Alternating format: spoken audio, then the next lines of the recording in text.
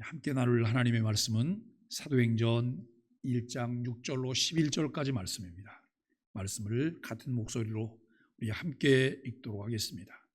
그들이 모였을 때에 예수께 여쭈어 이르되 주께서 이스라엘 나라를 회복하심이 이때이니까 하니 이르시되 때와 기한은 아버지께서 자기의 고난에 두셨으니 너희가 알 바 아니요 오직 성령이 너희에게 임하시면 너희가 권능을 받고 예루살렘과 온 유대와 사마리아와 땅끝까지 이르러 내 증인이 되리라 하시니라.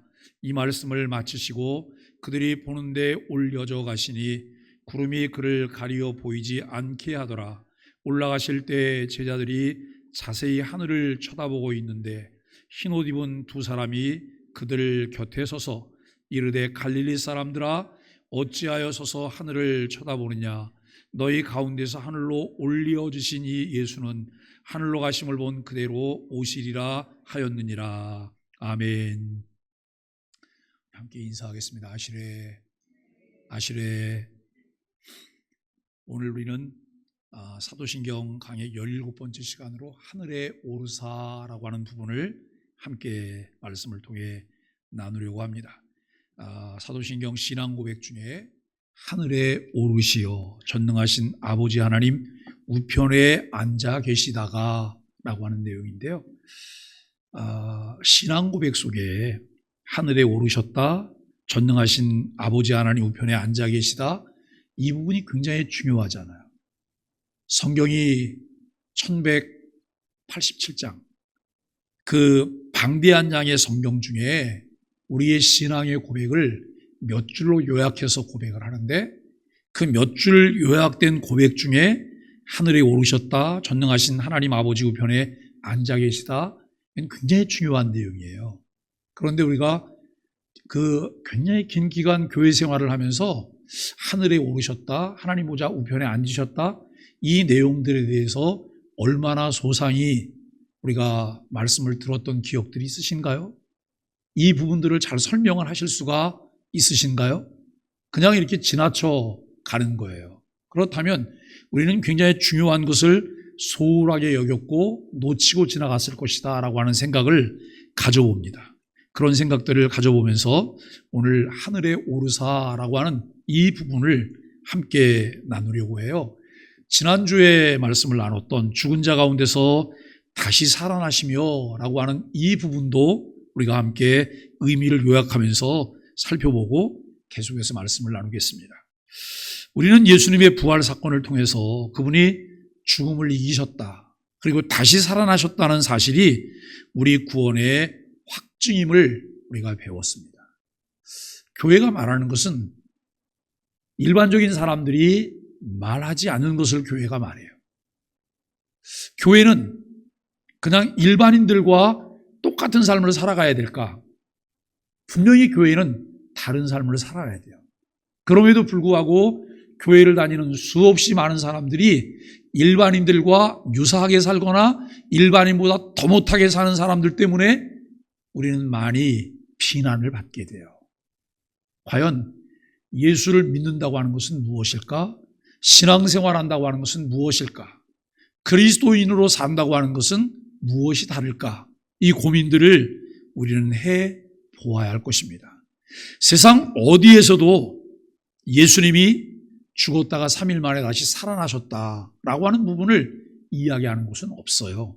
성경은 매우 구체적으로 이 부분에 대해서 분명한 증거를 가지고 우리들에게 설명하고 있어요.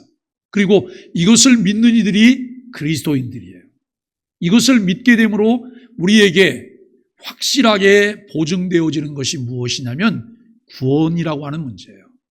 구원. 그저 단순히 세상을 살다가 죽음을 만나게 됐어요. 죽음을 만났더니 끝이에요. 망했다고 말해요. 그게 아니고 죽음은 또 하나의 분기점을 넘어가는 거예요. 그리고 그 이후에 다시 살아날 거라는 거예요. 영원한 생명이 있다고 하는 것을 성경은 우리에게 말씀하고 있어요. 이와 같은 사실들을 성경을 통해 우리는 배웠고 이것을 믿게 돼요.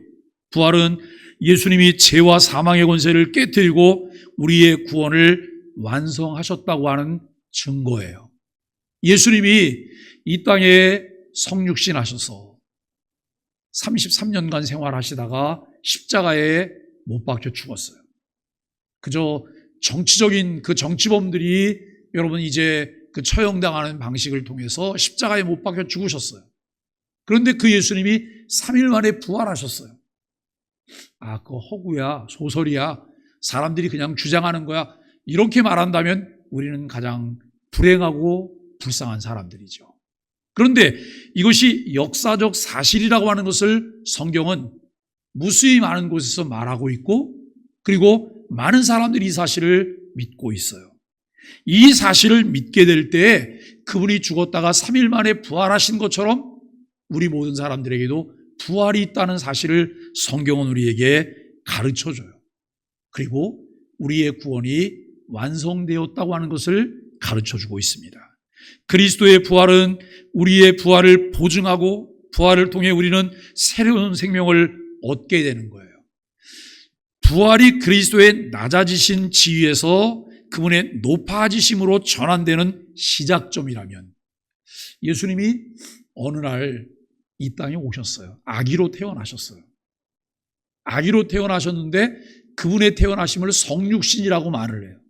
성육신이라고 말하는데 그분은 그저 이 땅에 아이가 한 명 태어나는 것처럼 똑같은 그런 생육 방법을 통해서 태어나지 않았어요. 아이가 태어나기 위해서 반드시 남자도 필요하고 여자도 필요해요. 이들을 통해서 아이가 태어나요. 그런데 예수 그리스도가 태어날 때 어머니 마리아는 있지만 필요한 남자는 없음을 성경이 말하고 있어요. 성령으로 잉태되었다는 거예요. 이 땅에 태어나는 이 출생의 방법이 달라요. 출생의 방법이. 왜 출생의 방법이 다른지는 제가 누누이 설명을 많이 드렸기 때문에 아실 거예요. 그런 방법을 통해서 이 땅에 오시는 것 자체가 그리스도의 낮아지심이라는 거예요. 메시아의 낮아지심, 이 땅에서 순환을 당하는 것, 그리고 십자가에 못 박혀 죽으시고 장사 지내는 것, 이 부분을 낮아지심이라고 말해요. 그리스도의 비하라고 하는 말을 쓰기도 하죠.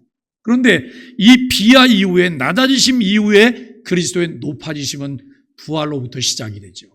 죽었다가 3일 만에 부활하시고, 그 예수님께서 이 땅에 40여일 동안 계시면서 예수님의 부활이 그저 영적인 부활이 아니라 육체의 부활이었다고 하는 것을 만방에 증거하시는 일을 40여일 동안 하세요.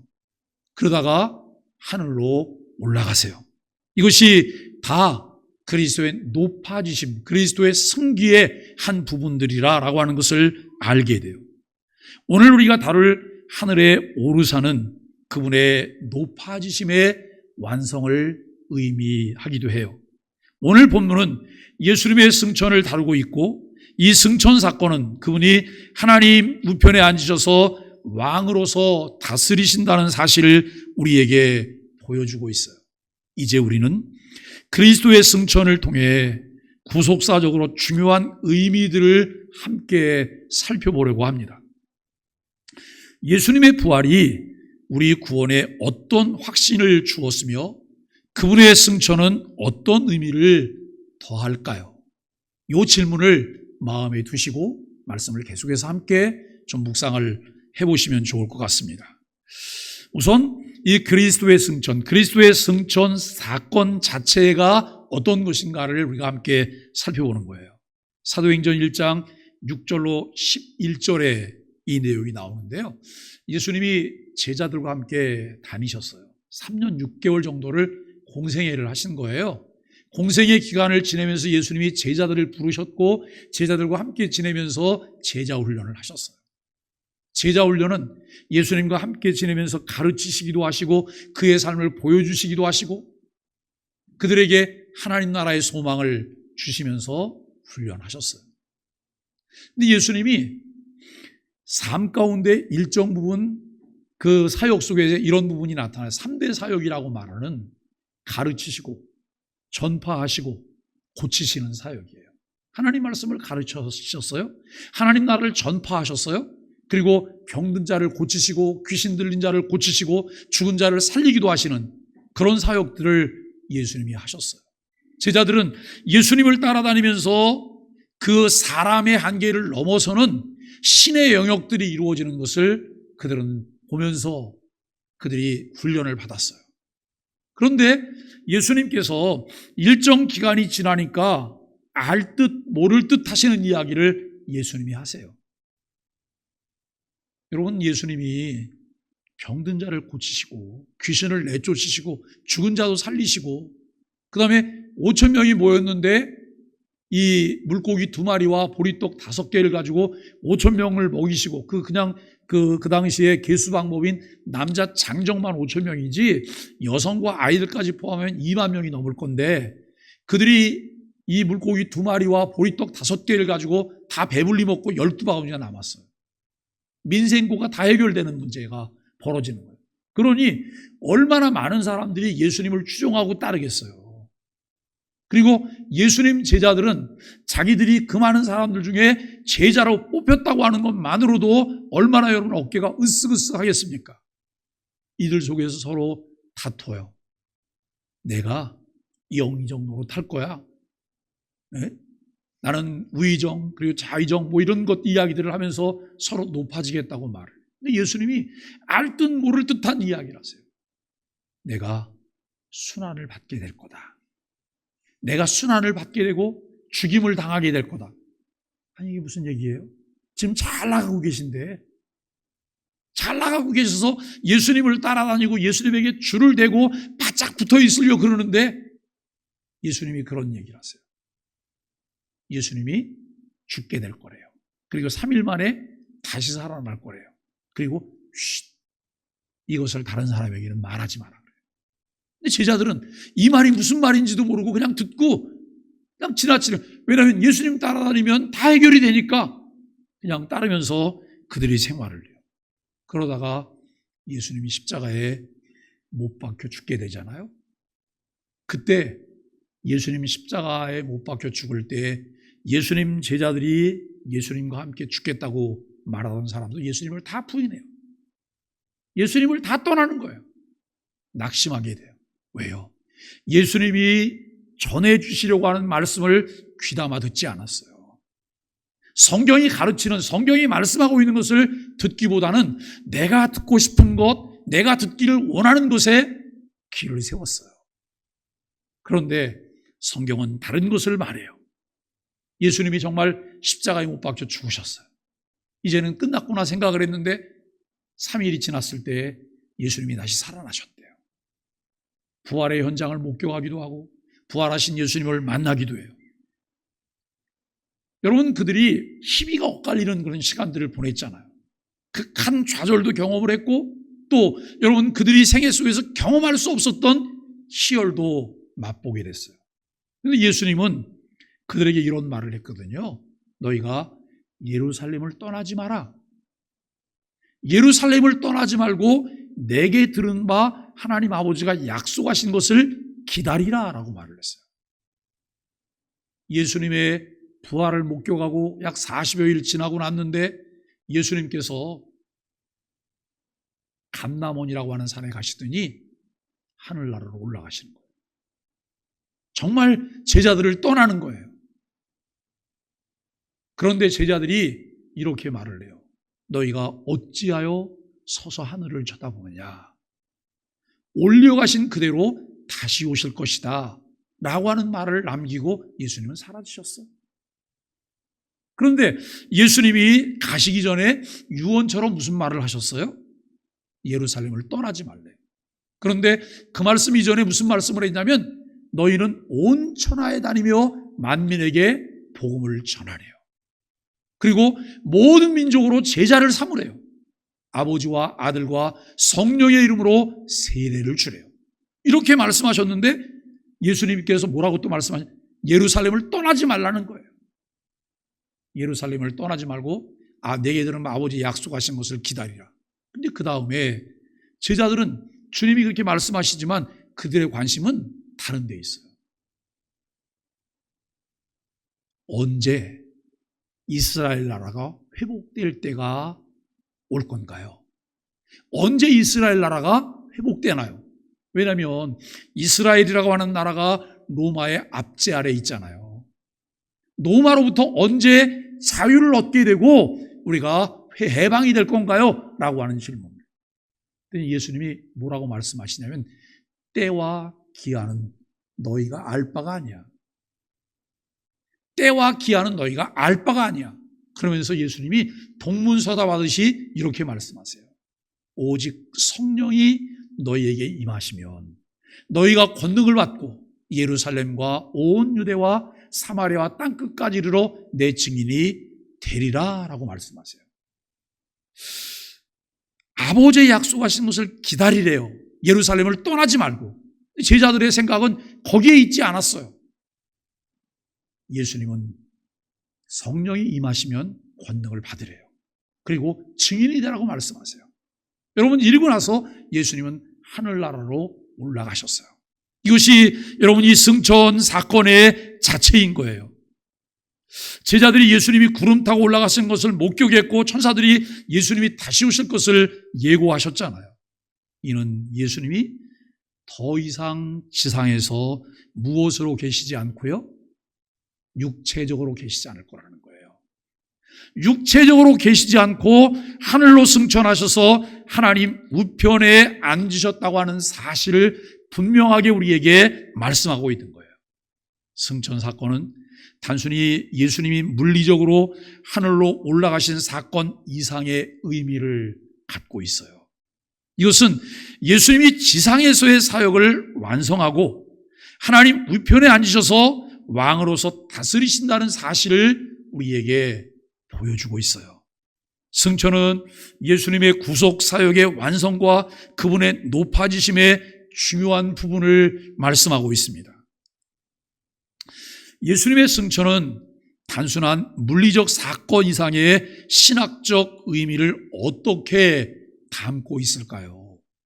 질문이거든요. 한번 대답을 마음속으로 한번 해보시죠. 글쎄, 뭘까? 여러분, 이런 내용의 대답이에요. 승천은 예수님이 하나님 우편에 앉으셔서 왕으로 다스리시며 구속사역을 완성하신다고 하는 의미예요. 예수님이 하늘로부터 이 땅에 보냄을 받았어요. 무엇을 위해서요? 죽기 위해서요. 십자가에서 대속의 죽음을 담당하도록 보냄을 받은 거예요. 예수님이 대속의 죽음을 담당하시고 부활 승천하셔서 예수님이 뭘 하세요?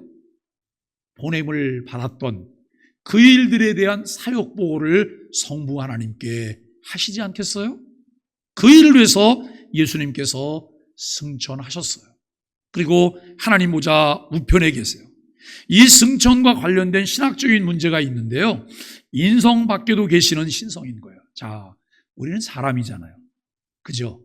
제가 사람이기도 하고 신이기도 해요? 아니에요. 저는 그냥 사람이에요. 인성만 가지고 있어요. 그런데 예수님이 이 땅에 오실 때 예수님이 성육신 하셨지만 그분은 여전히 뭘 가지고 계세요? 신성도 가지고 계세요. 그래서 그분에게는 양성이 있다 그래요. 인성도 있고 신성도 있어요. 우리는 사람일 뿐이에요.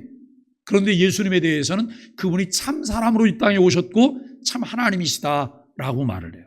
자, 그리스도의 승천은 신학적으로 중요한 논의를 일으켰어요. 그중 하나가 그리스도의 신성과 인성에 대한 질문이에요. 그리스도의 인성은 분명히 하늘로 승천하여 하나님 우편에 앉아 계세요. 예수님이 십자가에 못 박혀 죽으셨어요. 뭐가 죽은 거예요? 영혼이 죽은 건가요? 아니에요. 육체가 죽었잖아요. 죽음이라는 게 뭐예요? 육체와 영혼이 분리되는 거예요. 우리도 여러분 죽으면 우리 육체와 영혼이 분리되는 거예요. 영혼이 죽어요? 영혼은 죽지 않아요. 육체만 죽는 거예요. 육체만. 예수님이 부활하실 때 영으로만 그냥 부활해서 나타나셨어요? 아니에요. 영혼은 죽은 적이 없어요. 이 죽었던 육체가 다시 살아나시고 영혼과 육체가 결합된 거예요. 그래서 여러분 온전한 사람으로 그 예수님은 인성과 신성을 여전히 겸비하신 분이에요.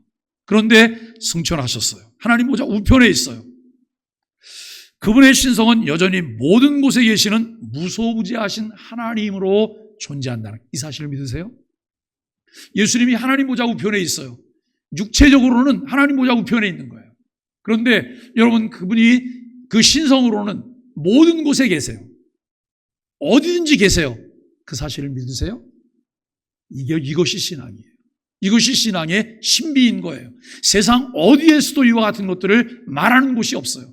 성경만 이것을 말해요. 성경은 명확하게 이와 같은 것들을 우리에게 말씀하고 있어요. 이 두 본성의 관계를 설명하는 데 있어 중요한 개념이 인성 밖에도 계시는 신성이라는 거예요. 인성은 하나님 보좌 우편에 있어요. 신성은 어디든지 계신 것을 우리는 믿어요. 즉 그리스도는 인성으로 하늘에 계시지만 신성으로는 여전히 온 우주를 통치하시며 모든 곳에 계신 거예요. 자, 예수님이 하늘나라로 가셨어요. 예수님이 가시기 전에 요한복음 14장과 16장에서 뭘 말씀하시냐면 내가 가야 누가 온다고요? 다른 보혜사가 온다는 거예요. 내가 가야 다른 보혜사가 올 거다. 이 다른 보혜사는 성령님을 말해요. 이 보혜사라는 말은 마치 무엇과 같으냐면 곁에서 돕는 자, 우리를 변호해 주시는 분으로 말씀하고 있는 거예요. 그런데 다른 보혜사라고 말할 때 성령님도 보혜사지만 예수님도 보혜사였다는 말이에요. 예수님이 육체로 이 땅에 함께 계셨어요. 그런데 이제 이 인성이신 예수님께서 하늘나라로 승천하셨어요. 인성으로는 우리와 함께 계시지 않아요. 그런데 다른 보혜사인 성령님이 오셔서 성령님과 함께 신성으로 우리 가운데 거하신다는 거예요. 여러분 그 사실을 믿으세요? 예수님께서 우리 가운데 계신 거예요. 예수님이 우리 가운데 계신 거예요. 예수님이 어디 계시냐? 내 안에 계세요. 그래서 내 마음을 성전이라고 말해요. 내 마음을 성전이라고. 오늘 우리는 이 내 마음의 성전을 통해서 우리는 이 부분들을 어떻게 좀 이해할까를 생각해 봅니다. 칼빈은 그의 기독교 강요에서 그리스도의 신성과 인성의 관계를 설명합니다. 그리스도의 신성은 한 장소에 국한되지 않으며 그래요. 그리스도의 신성은 한 장소에 국한되지 않으며, 자, 하나님이 영이시라고 말하잖아요. 영이시기 때문에 하나님은 뭐가 없으세요? 모양이 없으세요. 모양이 없으신 거예요. 그런데 그 하나님은 무소부재하시다 그래요. 어디든지 계세요. 어디든지. 예수님의 신성은 한 장소에 국한되지 않아요.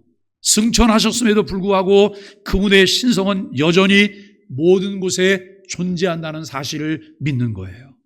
이로 인해 예수님은 하늘에 계시지만 동시에 누구와 함께 하세요? 우리와 함께 하세요. 이것이 믿음이에요. 이것을 잘 아는 것이 지혜고 그와 같은 사실들을 받아들이는 것이 믿음이에요. 우리는 모르는 것을 믿을 수는 없어요. 그저 모르는 것을 믿으면서 교회를 다니는데, 교회를 다녀도 여러분 이와 같은 사실들을 모르게 되면 늘 나 중심일 수밖에 없어요.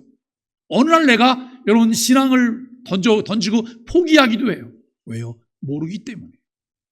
참된 믿음이 없기 때문에 그렇다는 것이죠. 그리스도의 신성은 하늘에 계시면서도 여전히 이 세상에 계시는 이유는 무엇일까요? 왜? 그리스도의 신성이 하늘에 계시면서도 여전히 이 세상에도 계셔야 될까요?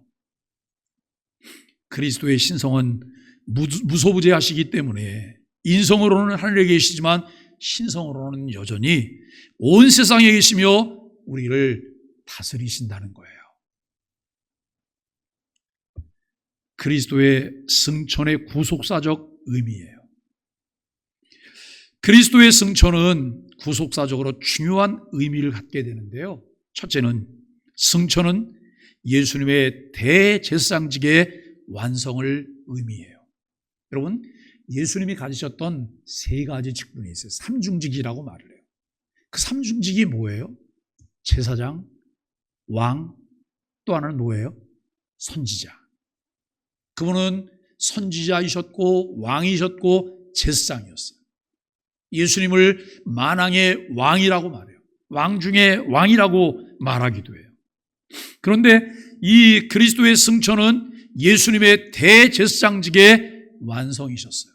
자, 예수님이 1년에 인간 제사장들이 한 번씩 지성소에 들어가서 하나님께 예배를 해요. 제사를 드리는 거예요. 하나님께. 그런데 그 대제사장은 매년 그걸 반복해요. 왜 반복하지요? 자기도 죄인이기 때문에. 자기도 죄인이기 때문에 매번 반복하고 제물을 가지고 가요. 그런데 예수님은 단번에 그 제사를 완성하세요. 예수님이 여러분 대제사장으로서 그 제사를 완성하시는데 예수님에게는 다른 제물이 필요했을까요? 필요 없어요. 왜요? 예수님이 제물이기 때문에.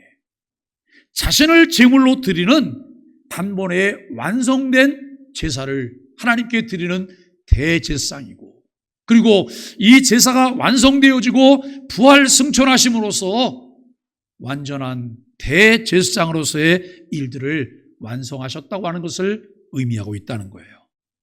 히브리서 9장 11절로 14절에서 예수님이 하늘의 지성소에 들어가셔서 우리를 위해 영원한 속죄를 이루셨음을 보여주고 있어요. 이는 구약의 제사장들이 지상에서 일시적인 제사를 드린 것과는 달리 예수님은 하늘에서 영원한 속죄를 이루셨다는 사실을 강조하고 있다는 거예요. 자, 예수님이 이 세상에 오셔서 사역을 하시고 십자가에 못 박여 죽으셨다 3일 만에 부활하셨어요.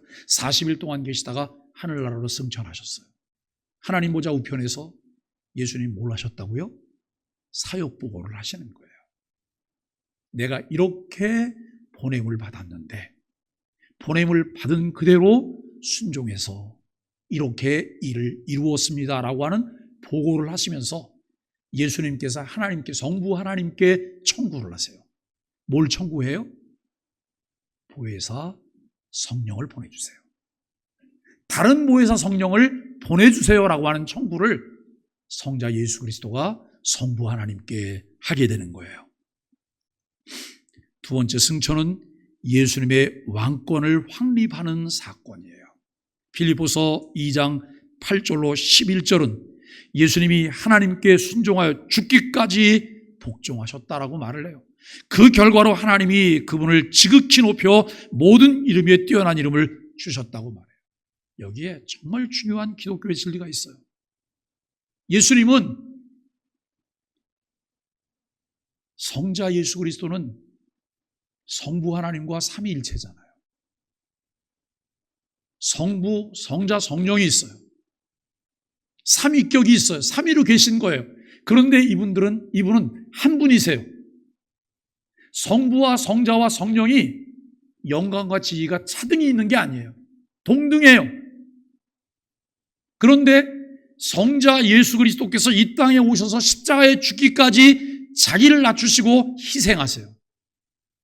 그러면서 자신을 성부 하나님과 동등됨으로 여기지 않으세요? 자기를 낮추세요. 어디까지요? 십자가에 죽기까지. 이게 기독교 신앙이 갖는 묘미인 거예요. 기독교 신앙은 자기를 주장하는 게 아니에요. 기독교 신앙은 자기 잘난 척하는 게 아니에요. 기독교 신앙은 목소리를 높이는 게 아니에요. 기독교 신앙은 낮아지는 거예요. 나를 희생하는 거예요. 여러분, 교회가 지역사회에서 뭐 해요? 교회가 지역사회에서 우리 소리 높이는 거예요? 잘난 척하는 거예요? 다른 사람 무시하는 거예요? 편가르는 거예요? 아니에요. 예수 그리스도께서 자기를 낮추신 것처럼 우리를 낮출 줄 아는, 내가 영광과 권능이 동등하기 때문에 내 것을 주장할 수 있으나 나를 주장하지 않는, 그리스도를 닮기까지 나를 낮추는 거예요. 자, 옆에 있는 교인을 한번 쳐다보세요. 옆에 있는 분들을 한번 보세요. 내가 너 잘났죠? 이렇게 물어서 내가 너 잘났죠? 여러분, 옆에 있는 분을 이겨먹으면 고소하고 좋아요? 옆에 있는 분하고 그걸 자존심 싸움을 해요. 내가 잘났니? 네가 잘났니? 여러분, 이러면서 내가 이기면 너무 좋습니까? 자존심 싸움하는 사람은 어떤 사람? 못난 사람. 못난 사람이, 갖지 못한 사람이기 때문에 자존심 싸움한다고 생각해요. 자존심 중요하게 생각해야 되지만 자존심보다는 자존감을 키우셔야 돼요. 내가 가치 있는 존재라는 사실을 깨달으셔야 돼요. 나는 특별한 존재라는 사실을 깨닫게 되셔야 돼요.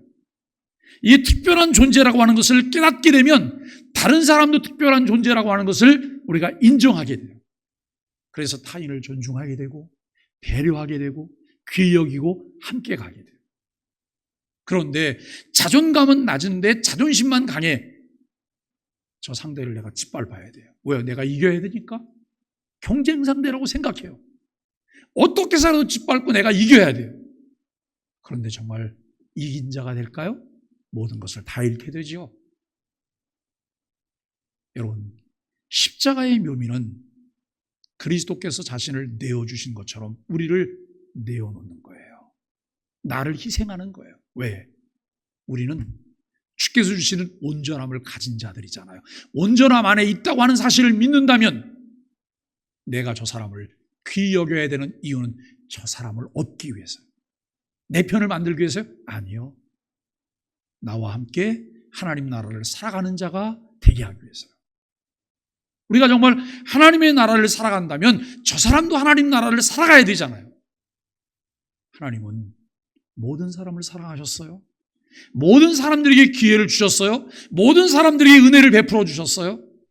그런데 믿고 순종한 사람들만 하나님의 백성이 되었잖아요. 우리는 저 사람을 내가 얻게 될지 얻지 못하게 될지 모르지만 그래도 끝까지 저 사람을 얻기 위해서 우리를 내려놔야 돼요. 내어놓아야 돼요. 예수 믿는 게 도대체 뭘까? 교회를 다니는 게 뭘까? 다음 주에 광화문에 200만 명이 모인대요. 펑펑 울고 싶어요. 동성애 반대해야 되고 차별급 반대하는 거 맞아요? 당연하죠. 성경이 가라고 하면 가고 가지 말라고 하면 가지 말아야 되니까요. 그런데 200만 명 모여서 뭐 하실 건데요? 우리 200만 명의 힘이 있어. 그걸 통해서 뭘 이룰 수 있을까요?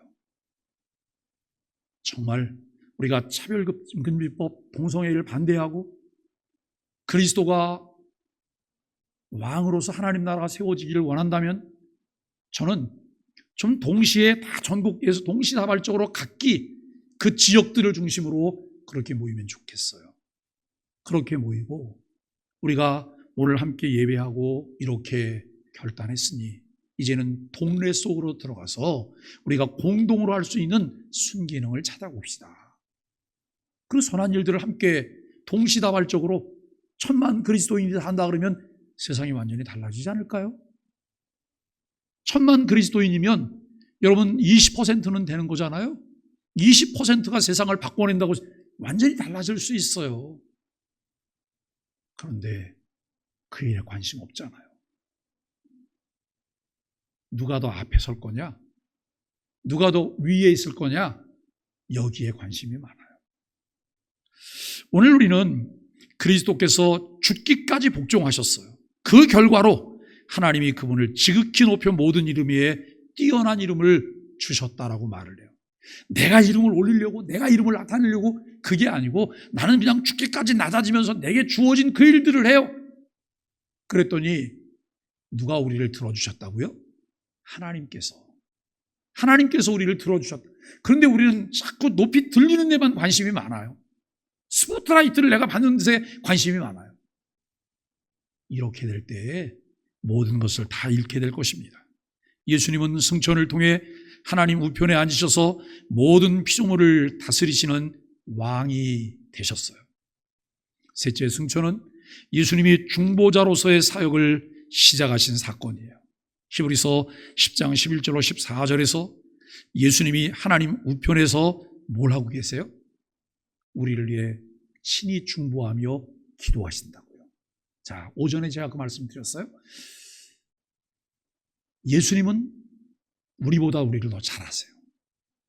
여러분, 우리나라 대통령이 윤석열 대통령이에요. 우리 다 알아요. 근데 그분도 우리를 아세요? 모르잖아요. 그분이 나 개인을 위해서 뭘 하세요? 할 수 있는 게 아무것도 없어요. 내가 있는 것도 몰라요. 그런데 예수님은 나를 아세요. 개인적으로 나를 아세요. 개인적으로 예수님과 내가 친밀한 관계를 가질 수 있는 길들을 우리에게 주셨어요. 그리고 그 예수님께서 나를 위해 중보하며 기도하세요. 로마서 8장에 보면 우리가 마땅히 빌 바를 알지 못할 때 뭔가 마음이 답답해서 끙끙거리고 기도해야 되겠는데 그러면서 그냥 울고 짜고만 있어요. 그때 예수님께서 무슨 일을 하실까요? 하나님 보좌 우편에서 우리를 중보하며 기도하시고 성령께서 친히 우리를 위해서 간구하신다는 거예요. 그 사실을 믿으세요? 이게 얼마나 놀라운 일이에요. 이와 같은 사실들을 확실하게 알고 믿을 때 우리는 힘을 얻게 돼요. 이와 같은 것들을 확실하게 알고 믿을 때 내가 왜 성경적인 가치를 따라서 살아가는 결단을 해야 되는지를 알게 돼요. 교회를 오랫동안 다니면서도 세상 사람들이 하는 똑같은 부정적인 것들을 우리도 그냥 해요. 왜요? 다르지 않기 때문에. 예수를 믿는 것은 가치관의 변화예요. 예수님은 승천하셔서 하나님의 우편에 앉아 계속해서 우리를 위해 기도하고 우리의 구속을 위해 중보하고 계신다는 사실이에요. 중보하실 뿐만 아니라 중요한 것은 끝까지 우리를 견인해 가신다고 하는 그런 사실이에요. 예수님의 승천이 우리의 구원과 관련하여 어떤 구속사적 의미를 갖게 될까요? 승천은 예수님이 대제사장으로서 영원한 속죄를 이루시고 하나님 우편에 앉아 왕으로서 다스리시며 우리의 중보자로서 계속해서 우리를 위하여 기도하시는 중요한 사건이라는 거예요. 그 승천을 통해서 하늘에 오르신 이 일들을 통해서 우리들이 누릴 수 있는 하나님의 은혜가 얼마나 깊고 놀라운지를 우리는 생각하게 되는 것이죠. 우리에게 주는 메시지가 무엇일까요? 그리스도의 승천은 우리에게 여러 중요한 교훈을 줘요. 첫째는 예수님의 승천은 우리의 구속이 완성되었다고 하는 것을 확증해 줘요. 자, 여러분, 구원을 보증해 주셨잖아요. 하나님의 자녀가 되는 권세를 주셨잖아요.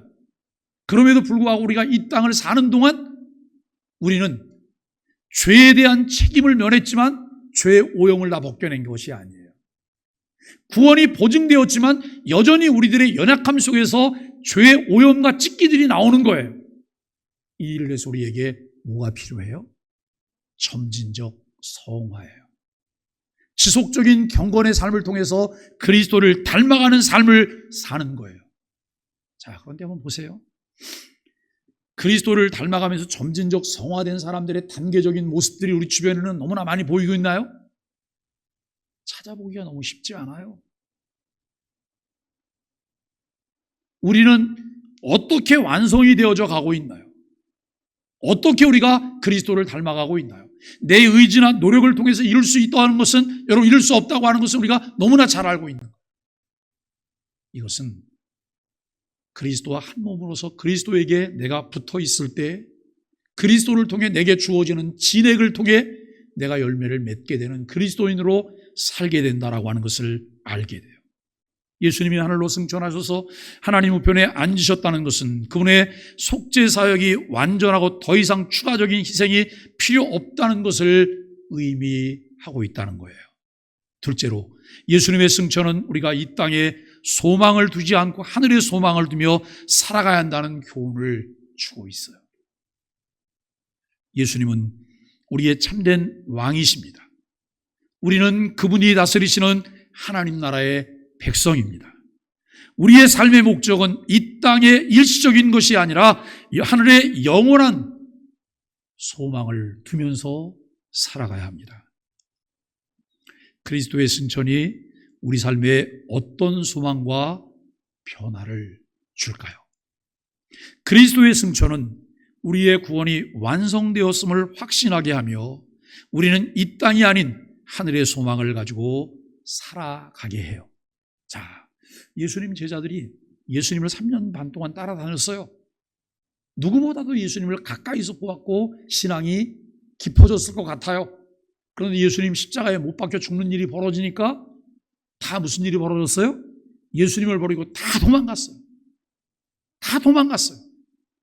그런데 예수님 부활하시고 난 이후에 예수님 제자 중에 예수님을 팔아먹었던 가룟 유다만 자결한 것으로 끝나고 나머지 11제자 그리고 보선한 마띠아라고 하는 12명의 제자 12명의 제자들이 그리스도를 위해 살기 시작해요. 이들의 생애를 추적해 보았더니 12명이 다 순교자가 돼요. 자기 생명을 아끼지 않고 진리를 위해서 그리스도를 위하여 자기 생명을 내놓고 그리스도를 증거하는 일을 그들이 하고 있다는 거예요. 참된 가치가 무엇인지를 발견한 사람들이라고 하는 거예요. 이 땅에 소망을 두지 않고 하나님 나라의 소망을 두는 것,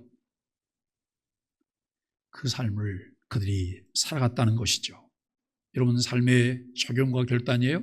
첫째, 우리는 그리스도의 승천을 통해 구속이 완성이 되었음을 기억하며 더 이상 죄의 종이 아닌 하나님의 자녀로서 담대히 살아가야 돼요.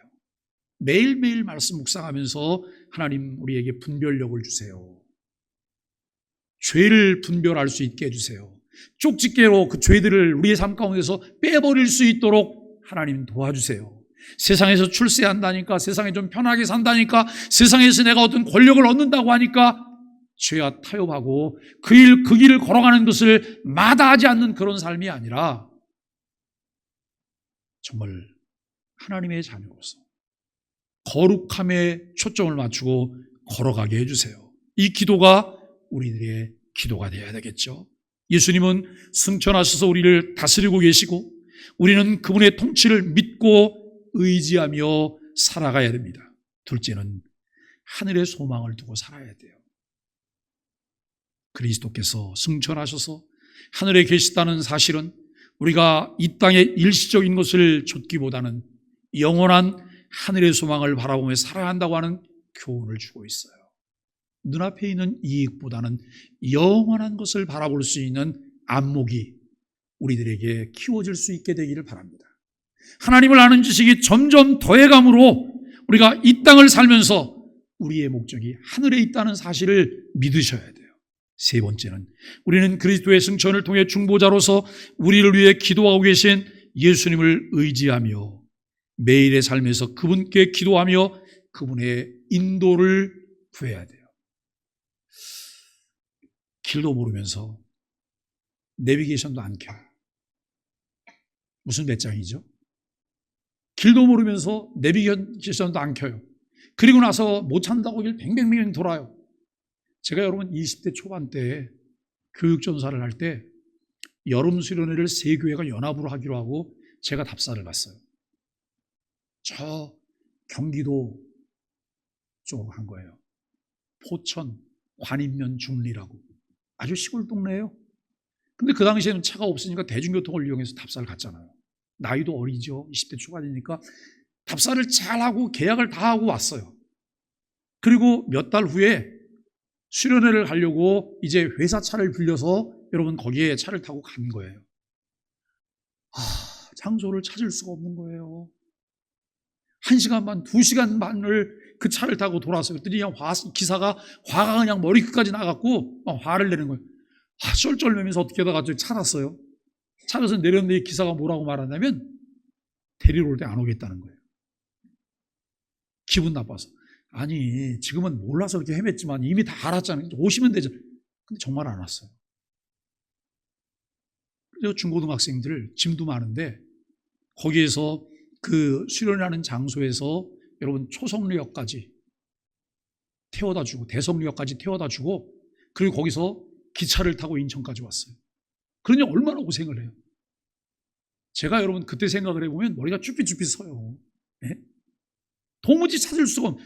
그냥 제가 대중교통으로 간 거는 그렇게 정해진 코스니까 갔는데 계절차를 타고 가는데 이걸 찾을 수가 있나요? 오늘 우리가 신앙생활하면서 우리는 어떨까요? 정말 매일의 삶에서 그분께 기도해요. 뭘 기도하시죠? 그의 뜻대로 기도하셔야 되는 거예요. 그의 뜻대로. 그의 뜻대로 기도하시고 그분께서 인도해 주시도록 하나님께 기도하는, 그걸 따라가는 것이 신앙생활이에요. 예수 그리스도에게 목줄을 채워갖고 여러분 내가 원하는 대로 끌고 가요. 이거 옳다고 얘기 좀 해주세요. 이거 맞다고 해주세요. 이거 소원인데 좀 들어주세요. 여러분 그러면서 끌고 다녀요. 이게 오늘날 우리 한국교회를 추락시킨 거 아니에요? 성경으로 돌아가자. 성경으로 돌아가자. 성경의 가르침을 따라 살자. 이와 같은 노력들이 저와 여러분에게 있게 되기를 바랍니다. 나는 그리스도의 승천을 통해 어떻게 하늘의 소망을 가지고 살아가고 있으며 그분을 중보자로 의지하고 있을까요? 질문이에요. 나는 그리스도의 승천을 통해 하늘의 소망을 바라보며 그분이 중보하시는 힘을 의지하여 담대히 살아가고 있다는 거예요. 여러분, 너무 세상을 비관적으로 보지 마세요. 지금 돌아가는 상황들을 보면 편안한 게 아무것도 없어요. 엊그저께 여러분 텔레비전을 봤더니 이 기후에 관한 거가 다뤄져요. 기후에 관한 게 다뤄지는데 모로코 사하라 사막이 비가 너무 많이 와고 호수가 생겼어요. 50년 만에 생긴, 저는 50년 만에 생겼다는 말을 들으면서 크게 제가 위로를 받았어요. 왜요? 처음부터 지금까지 거기 사막이기만 한 줄 알았어요. 50년에도 이와 같은 일이 벌어졌다는 거예요. 거기 지금 그 사막에 호수가 생겨서 사막은 다 메마른 거 아니에요? 그리고 여러분 히말라야가 정상이 녹아서 산이 보여요. 만년설로 가득 차 있어야 되는 그곳에 여러분 산이 보여요. 이곳저곳에서 기상이변들이 나타나고 있어요. 정말 이제는 말세가 다 됐어. 세상 끝날 때가 다 됐어. 이렇게 생각하지만 여전히 모든 것을 주관하시는 이가 누구라고요? 하나님이시라고요. 그 사실을 믿으셔야 돼요. 물론 사람들이 자연 보호하지 않고 여러분 자연을 아무렇게나 훼손하고 이것을 엉망진창 만들었기 때문에 우리가 값을 지불하고 있지만 이것을 어떻게 우리가 되돌릴까 생각하지만 그러면서도 우리가 그리스도 안에서 평강을 누리면서 마땅히 해야 될 일들을 해야 된다는 거예요. 그런 하나님의 은혜가 우리에게 있게 되기를 간절히 바랍니다. 말씀을 정리하면서 그리스도의 승천은 구속사에서 중요한 사건이고 우리의 구원이 완성되었음을 보여주고 있어요. 예수님은 하나님 우편에 앉아 왕으로서 다스리세요. 대제사장으로서 영원한 속죄를 이루셨어요. 중보자로서 우리를 위해 계속해서 기도하고 계세요. 자, 예수님 다시 오실까요? 오시지 않으실까요? 우리는 오신다고 말하잖아요. 정말 예수님이 오실 것을 기다리면서 살고 계세요? 꽤 많은 사람들이 별로 생각 없이 살아요. 그런데 예수님께서 이 땅에 오셨고 그 예수님이 공생애를 지내시다가 십자가에 못 박혀 죽으시고 3일 만에 부활하셔서 승천하셨다는 사실을 성경의 계시를 통해 분명히 믿는 사람은 예수님 다시 오신다고 하는 재림을 믿는 것이 어렵지 않아요. 그런데 그것을 너무 막연하게 추상적으로만 알고 있어요. 그분 절대로 재림을 믿지 않아요. 여러분, 구체적으로 내 손에 붙잡고 성경의 계시를 통해 예수 그리스도를 알아갈 수 있게 되기를 바라고 하나님을 알아갈 수 있게 되기를 간절히 바랍니다. 그리스도의 승천은 단순한 물리적 사건이 아닌 신학적으로 깊은 의미를 가질 뿐만 아니라 우리의 삶에 큰 영향을 미쳐요. 우리는 그리스도의 승천을 통해 우리의 구원이 완성되었음을 확신하며 하늘의 소망을 바라보며 살아가야 합니다. 승천하신 그리스도께서 모든 권세를 가지시고 지금도 우리를 다스리시며 인도하신다는 사실을 기억하며 우리는 그분을 의지하고 그분이 우리 삶에서 주인이심을 고백해야 합니다. 마지막 질문인 것 같아요. 나는 그리스도의 승천을 통해 매일의 삶에서 어떤 소망과 확신을 얻고 있습니까? 그리스도의 승천을 통해 나는 구원의 완성을 확신하며 그분이 나를 다스리시고 중보하심을 믿으며 하늘의 소망을 가지고 살아가야 한다라고 하는 것입니다. 예수님의 승천은 우리의 구원이 완성되었음을 확증하고 우리는 그분의 다스림 아래서 하늘의 소망을 가지고 살아가야 돼요.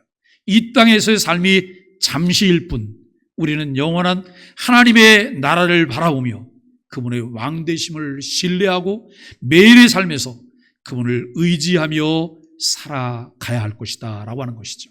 이것을 확신하며 하늘에 오르사, 하늘에 오르사. 다음 주에 하나님 보좌 우편에서라고 하는 부분도 기대하시면서 말씀을 나눌 수 있게 되기를 바랍니다.